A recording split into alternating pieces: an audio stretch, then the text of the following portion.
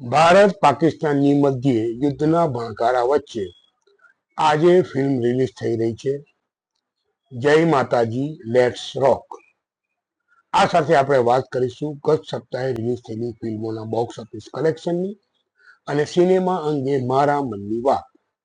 હું છું ડોક્ટર તરુણ બેંકર અને તમે જોઈ રહ્યા છો ગુજરાતી સિનેમાની વાત.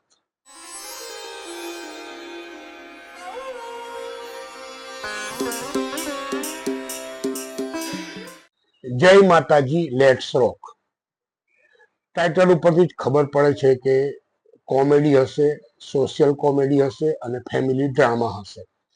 તમારું અનુમાન બિલકુલ સાચું છે.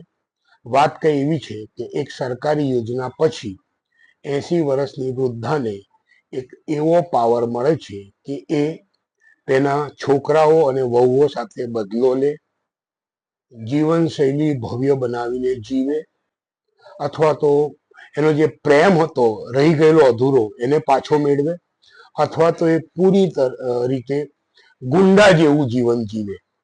આ 4 ઓપ્શનમાંથી દાદી કયો ઓપ્શન સ્વીકારે છે એની આ વાર્તા છે.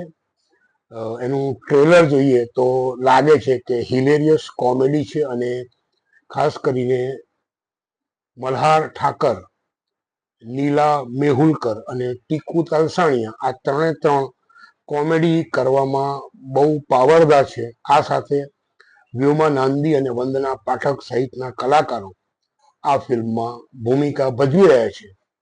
મનીષ સૈની લિખિત, દિગ્દર્શિત અને સંકલિત આ ફિલ્મ આજે સિનેમા ઘરોમાં રિલીઝ થઈ રહી છે. આશા રાખીએ કે આ ફિલ્મ ખૂબ સારું કરે, કારણ કે તણાવની વચ્ચે કોમેડી એક એવો વિકલ્પ છે કે જે તમને હળવાફૂલ કરી શકે.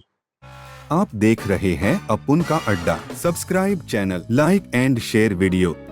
ગત સપ્તાહે રિલીઝ થયેલી ફિલ્મોના બોક્સ ઓફિસ કલેક્શનની વાત કરીએ તો શસ્ત્ર 13 લાખના આંકડે પહોંચી છે. આન્ટીપ્રેન્યોર, જેના પર બહુ મોટી આશા હતી, પણ 2 સપ્તાહ પછી માત્ર 65 લાખે પહોંચી છે અને લગભગ આ ફિલ્મ સમેટાઈ ગઈ છે એવું કહીએ તો ખોટું નહીં છે. જે આશ્ચર્યજનક ઘટના છે એ 2 ફિલ્મો સાથે ઘટી છે. મિઠડા મહેમાન 3.7 કરોડ અને જીજા સાલા જીજા લગભગ 3 કરોડના બોક્સ ઓફિસ કલેક્શને પહોંચી છે. હવે સિનેમા અંગે મારા મનની વાત.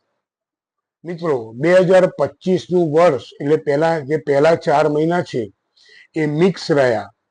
કેટલીક ફિલ્મો અપેક્ષા ન હોવા છતાં ચાલી ગઈ અને જેના પર અપેક્ષા હતી એવી ફિલ્મો ન ચાલી. ત્યારે ચર્ચાનો વિષય એ છે કે આ ફિલ્મો કેમ ન ચાલી. મારા મતે આ ફિલ્મો કેમ ચાલવી જોઈએ અથવા એને ચલાવવા માટે શું કરવું જોઈએ એ અંગે ચર્ચા કરવી જોઈએ. હું એમ માનું છું કે માનો કે ધારી લઈએ કે એક વર્ષમાં 100 ગુજરાતી ફિલ્મ બને છે તો માંડ 8 કે 10માં નવી વાર્તા આવે છે. બાકીની 90 ફિલ્મોમાં મોટે ભાગે ભાઈબંધોની સ્ટોરી કે સોશિયલ ડ્રામા કે નાટક જેવી સ્ટોરી આવે છે અને પરિણામે ફિલ્મ જોઈએ એવું બોક્સ ઓફિસ કલેક્શન કરતી નથી. મારા મતે સારી, સશક્ત અને સબળ વાર્તા એ ફિલ્મની પાયાની જરૂરિયાત છે. સિનેમા પાસે વાર્તા ન હોય તો એણે સાહિત્ય પાસે જવું જોઈએ. આપણી પાસે સાહિત્યમાં ખૂબ સારી વાર્તાઓ છે, ખૂબ સારા પ્લોટ છે, ખૂબ સારા વન લાઇનર છે. એને ડેવલપ કરીને આપણે ફિલ્મ કેમ નથી બનાવતા?